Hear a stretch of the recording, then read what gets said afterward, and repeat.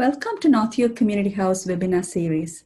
Today we will be discussing study and work permit and the requirements to obtain them online for international students. We will mainly focus on the online portion and briefly on the paperwork. Before we begin, we would like to introduce ourselves. My name is Jeya. I have been working with North York Community House for over 25 years as a settlement worker, serving a variety of clients, including refugee claimants, conventional refugees and citizens, and international students. I provide one-to-one settlement support and group services. Hello, my name is Danilla. I have been with North York Community House for a year and a half now, and have been working with international students around the same time. My position at the agency is a mobile school settlement worker, where I provide free information and services to newcomers in need of assistance. Hello, my name is Giovanna. I am Jeya's placement student from Seneca College, and I'm also an international student. I've been through many of the issues faced for international students, and I'm here to share my own experiences. By the end of the session, we hope that international students will understand the process of applying and attaining a study permit and work permit, will understand the consequences of applying late, will be comfortable to download the application and fill it out via online or hard copy, and lastly, will know where to seek resources if they need additional help. When you come to Canada as an international student, it is always important to be aware of the expiry date of your study permit and visa. If your study permit or visa will expire before the end of your program, you will need to extend it. We recommend you renew or extend your study permit 3 months before the expiry date to avoid complications. To apply for a study permit extension, you can do it by paper or via online. Some important information to remember. First, if you are applying online, you will need to access to a scanner or camera to create electronic copies of your documents and a valid credit card to pay with. Please also remember to create your cic.gc.ca account beforehand to speed up the process of applying or reapplying. Roughly, it takes 1 to 2 months depending on the season. If you're applying on paper, you will need to download the package and complete it. Pay your fees and submit it to the appropriate address. The processing will take approximately 3 months. As we have said before, it is always important to apply to extend your study permit before it expires. Applying after the expiry has granted that you have lost your status in Canada. This means that you did not follow the rules of your permit and will need to reapply for restoration of status.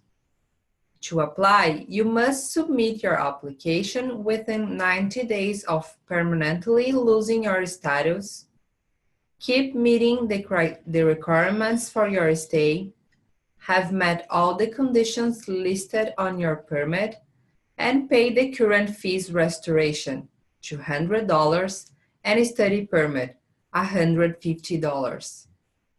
On your application, you must clearly and completely explain how you lost your status. There is no guarantee that they will accept your application. You may stay in Canada while they make a decision on your application, but you are not allowed to study until your status has been restored. Before you plan to extend your study permit online, you must ask for an enrollment letter from your college or university. Usually you may get it at the International Student Office, Student Services, or Registrations Office.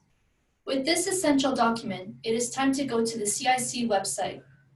On the CIC page, you can create an account or use an existing one.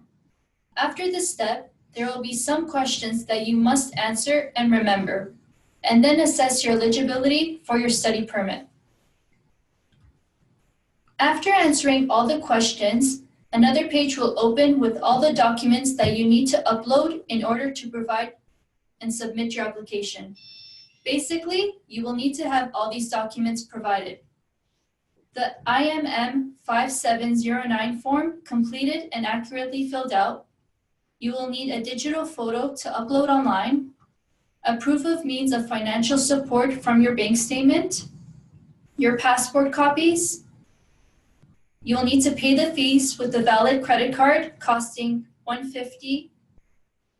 And lastly, your enrollment letter from the school. In this slide, we have provided an image of the document Form IMM 5709. Filling out the form is very simple. You only need to answer the questions.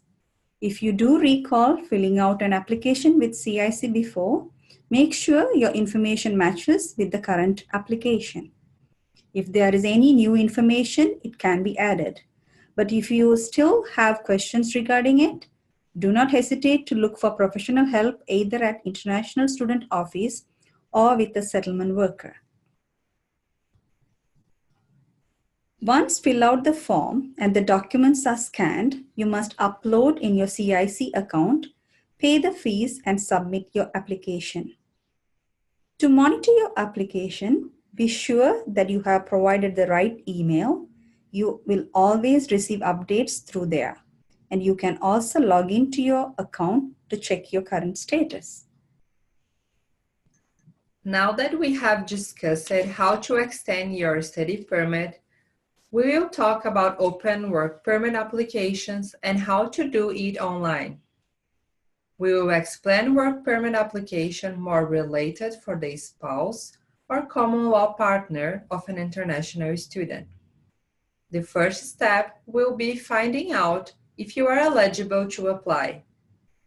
Go to the CIC website and click on Immigration, My Application, Find Forms and Guides, Stay in Canada Longer, Worker, click on Change Conditions or Extend Your Stay.